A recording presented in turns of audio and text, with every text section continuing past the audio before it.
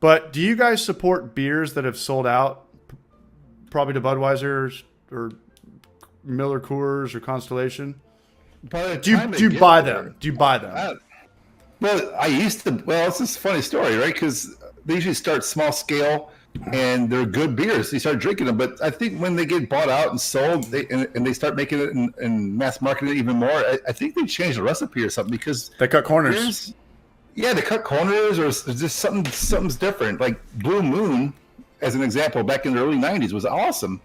I can't even drink one of those things now. They've changed it up so much. I'm with you. I don't know in the early '90s, but I can't drink one anyway because I've just always thought that beer is disgusting.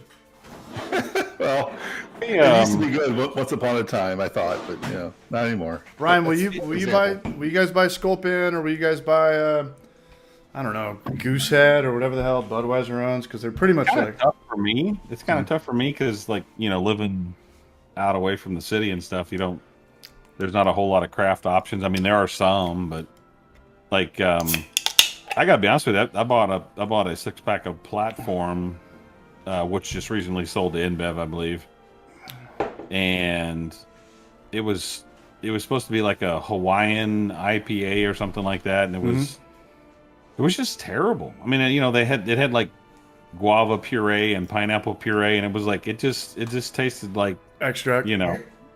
Tasted not good. You know what I mean? It tasted like a lot of not good. Yeah, Goose Island. Yeah, I mean, I drank it, but it's like, I don't know. It just wasn't that good. Did you guys get the whole Sculpin? Goose Island used to be pretty good back in the day, but it's like, it's just not that good now. Yeah, their Hunker's Ale was the thing that turned me on to them back in the '90s, and I don't like it no more. If I could find it anywhere, I haven't bought it in years. No, but I think, Larry, you guys are right. As soon as a company gets big and they're trying to increase their margins, what do they try to do? They have to cut corners. And I remember my grandfather telling me back in the day, the best booze, if you ever find a bottle of booze, is one that doesn't have a barcode on it, because when the barcode came out, that means there's mass production, and that means there's more artificial flavoring, and there's more, probably a lot of different fake things, maybe just different everything, water, sugars, yeast, stuff like that. But I mean, how big was the whole like Sculpin thing where you guys were? Was it? Well, I've tried some of those Sculpins. Some of them are a little bit over the top for my taste buds, but some of them are good. I don't know. It depends on which one. Sculpin, the not the pineapple bullshit, like the Sculpin, the West Coast. Yeah, the orange one. Yeah, the orange one. That was the grapefruit one, right? Grapefruit was probably pink or. Okay. I don't know if I had the orange one. To be honest with you, I don't know if I've had that. No, not orange as in citrus. Orange is like the color of the original West Coast Sculpin was the color orange. Oh, okay, I got you. Yeah.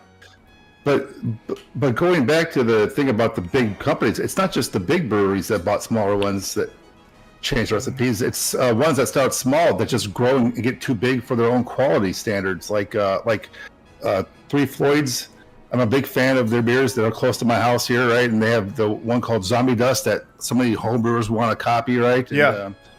And it was one of my favorite beers for like nearly a decade, but you couldn't get it anywhere but near where they brewed it, right? So I would have to drive an hour to get there, wait in line for an hour, come an hour back just for a case of beer because they had a limit as well, right? But now they have it everywhere around my house.